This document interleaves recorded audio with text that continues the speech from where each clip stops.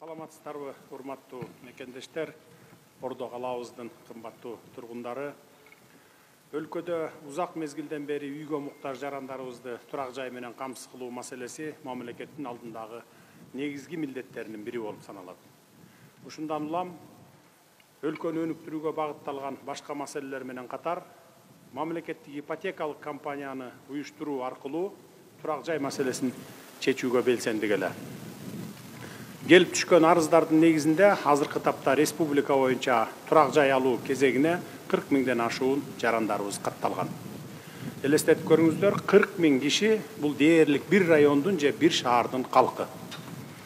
Бирок биз бул көйгөйдөн качпай, көз коркок кол баатыр деген макалдагыдай жарандардын үй маселесин четинен чечүүгө киришкенбиз. Билесиздер, муктаждарга турак жай куруп берүү максатында мамлекеттик деңгээлде ири курулуш долбоорлору башталган. Мурда мамлекеттик ипотекалык насыялар коммерциялык банктар аркылуу гана берилчү экен. Мындай жагдайда өлкөбүздө турак жай фондунун тартыштыгы турак жайлардын бааларынын кескин өсүшүнө алып келген. Бул дагы элдин чөнтөгүнө туура келбей, турак жай маселеси чечилбеген бойдон калып келген. Ошондо жарандарга жардам болсун деп, аларды жеткиликтүү шартта камсыз кылуу максатында мамлекет турак жай фондун кеңейтип көп кабаттуу үйлөрдү салууга киришкенбиз. Мына ошол аракетибиздин алгачкы үзүрүн эми көрө баштадык десек болот.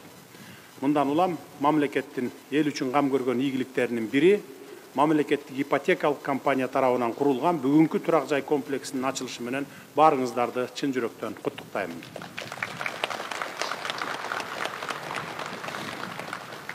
Урматтуу агайын туугандар, бүгүнкү күндө өлкө боюнча жалпы 40 миңден ашуун батирдин курулушу кызуу жүрүп жатат. Алар да жакынкы жылдары Кудай буйрса бүтүп калат. Бул масштабтуу долбоорлор мамлекеттин каржылык колдоосу менен ишке ашырылып, курулуш үчүн олуттуу бюджеттик каражаттар бөлүнүп жатканын сиздерге айта кетейин.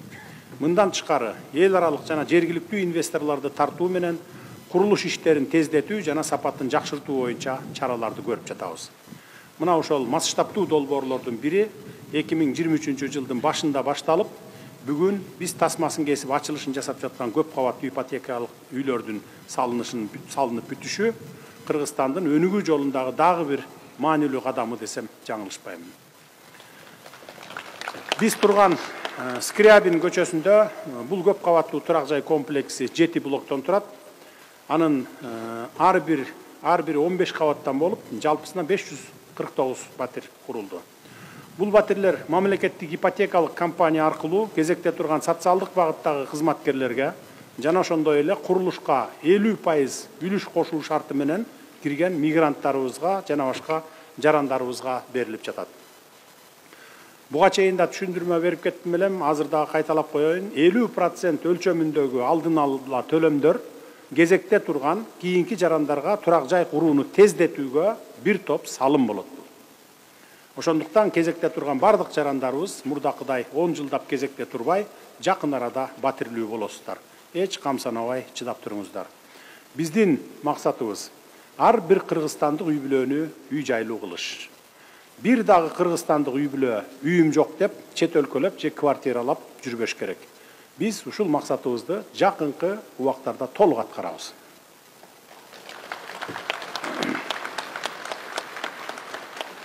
Урматтуу бишкектиктер, дагы бир жакшы жаңылыкты сиздер менен бөлүшө кетейин. Жакынкы күндөрдө дагы бир маанилүү турак жай долбоорунун алгачкы этабы ийгиликтүү аягына чыгып келүүдө. Өзүңүздөргө белгилүү болгондой, мурдагы 47 колониянын ордуна турак жай курулушу башталган. Буюрса, бирси күнү ал жерде дагы миңдеген шаардыктарды турак жай менен камсыздайбыз деп турабыз. Өлкөбүз сейсмикалык активдүү чөлкөмдө жайгашкандыктан турак жайлардын курулушунун сапатына чоң маани берүүдөбүз. Бардык иштер улуттук курулуш ченемдери менен талаптарына жана эл аралык стандарттарга ылайык ишке ашырылууда. Мен ар дайым курулуштун ар бир этабына катуу көзөмөл жүргүзүлүшүн талап кылып келем. Өзүм дагы дайыма көзөмөлдөп турамын. Ошону менен катар заманбап материалдар колдонулушуна басым жасоодобуз. Бул турак жай комплексинин аймагында заманбап инфратүзүм, эс алуучу жашыл зоналар, балдар аянтчалары, спорт аянтчалары жана унаа токтотушу жайлар дагы эске алынган. Албетте мунун баары жарандарыбыздын бекем жана коопсуз үйлөр менен камсыз болууга, камсыз кылууга көрүлгөн чаралар. Учурдан пайдаланып айрым жарандарыбызды сарсанага салган дагы бир жагдайга токтоло кетейин. Турак жай алам деп кезекке тургандарды жакын тааныштар аркылуу алдыга жылдыруу же башка жолдор менен кезегин эртелетүү мүмкүн эмес. Түзүлгөн система бардык жарандарга бирдей мүмкүнчүлүк берип, коррупциялык көрүнүштөргө жол бербейт. Мамлекеттик ипотека менен үй алуу процесси толугу менен санариптештирилген жана электрондоштурулган. Баары онлайн иретинде көрүп отурса болот. Урматтуу мекендештер, мамлекеттик ипотекалык компания алдыдагы 4-5 жыл ичинде кезекте турган үй бүлөлөрдү турак жай менен толук камсыз кылуу максатын көздөп жатабыз. Мамлекеттик ипотекалык компаниянын мындай амбициялуу пландары кыргызстандыктардын жашоо шарттарын жакшыртууга гана багытталат. Бул турак жай долбоорлору мамлекеттин социалдык жана экономикалык стабилдүүлүгүн чыңдоого багытталган саясат экенин белгилей кетейин. Эми урматтуу мекендештер, жаңы жыл алдында жаңы үйлүү боло турган жарандарыбызды чын дилимден куттуктаймын.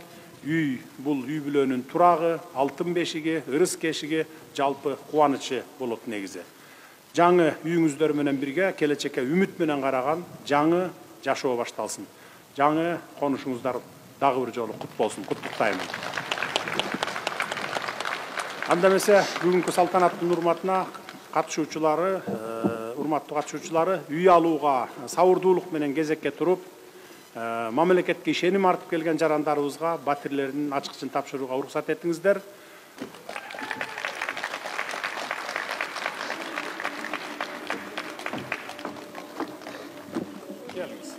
Кут болсун квартираңыз, ак жолтой квартира болсун, бала үйлөрүңүз, келин алууңуз.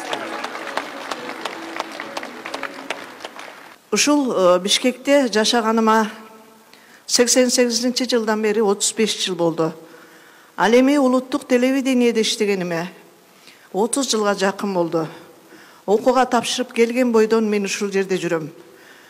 Бирок мен Бишкектин жашабаган районум, жашабаган үйүм калган жок. Квартирадан квартирага которулдук.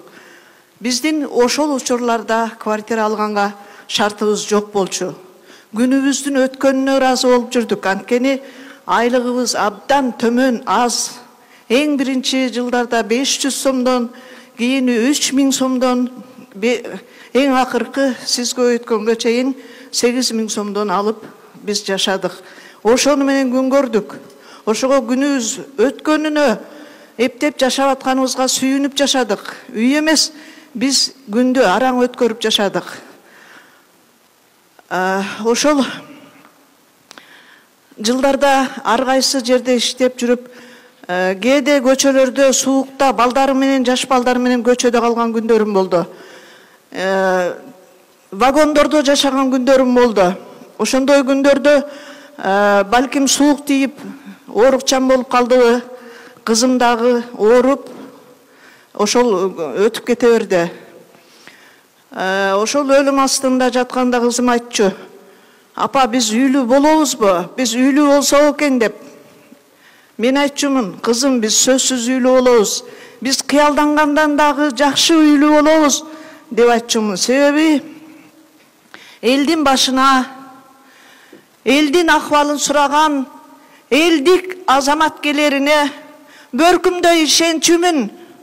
Анткени элдин арасында ушунча эл болуп туруп, ушунча кут дарыган Манастын эли болуп туруп, кантип өзүнүн элинин баркына жетпеген азамат чыкпай калсын, чыгат болуш керек деп ар бир дем алымга, ар бир секунд сайын, ар бир күн сайын биз сиздей жетекчини, сиздей элге ата болгон жетекчини күтүп саргарып келдик.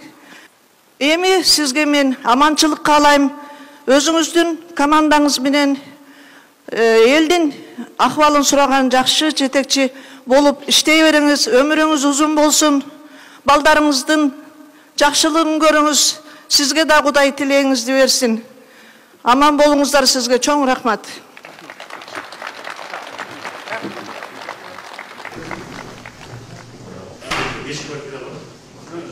Bir evde 5 kvartira, 5 başta. Sağ olun. Salamasızlar. Aleyküm assalam. Sizler mi hocayım?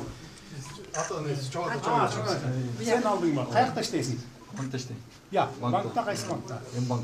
Hem bank? Babam bankta işteyip testi. Kelinçeginiz. Ata nesi? Biz dayatasınız. Gördün mü yernesine?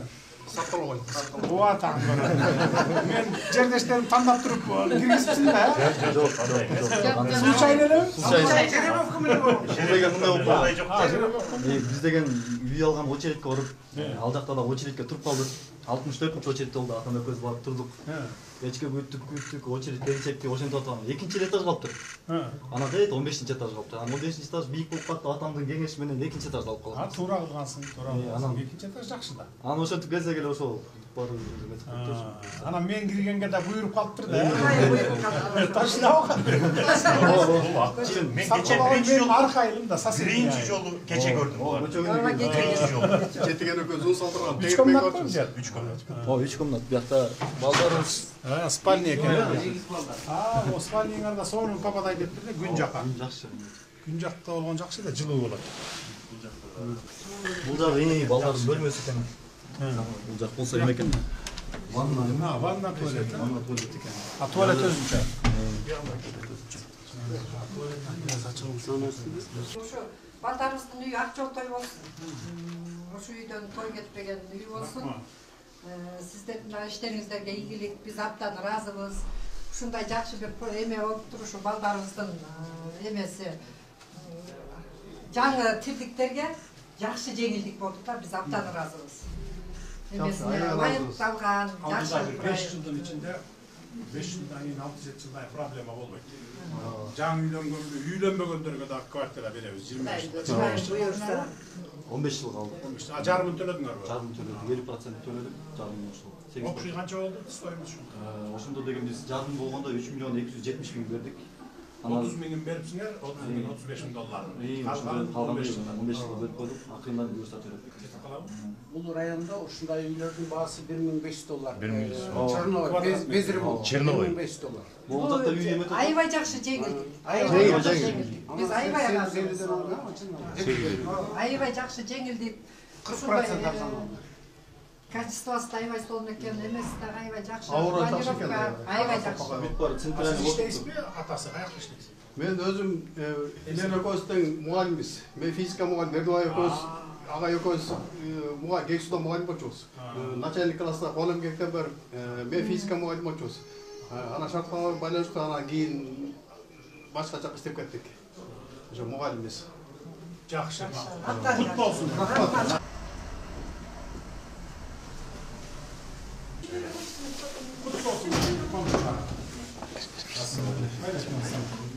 Kimingizden adınızda? Siz mi? Ne öylesi? Ne öğreniniz mi? Kayakta işte ne öğreniniz? Бұл жақтан вид тайттары жақсы. Hemen sokmuş bu sintiler. Центральный. Sentral, kesmeden. Kesmeden. Sonun sintiler. Kara bağır. Görün pratik. Ne öğreniniz kayakta işte? Sütler geçişte grip olsa mı pasallığa koşup Gel almaya kaldı. Yok işte oldu işte. Migrant. İşte oldu. Migrant mı? Migrant değil. Kaça? 3 komnat da? 3 komnat. Жақсы. Ya. Мына мооларды біздің тәуелсіздік Bu tegerek görünüp тұрады тұр ай.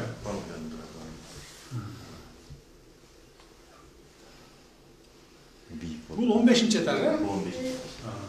En üstü de en tövesi kende. Bağırın tövesini alıp durmaysın.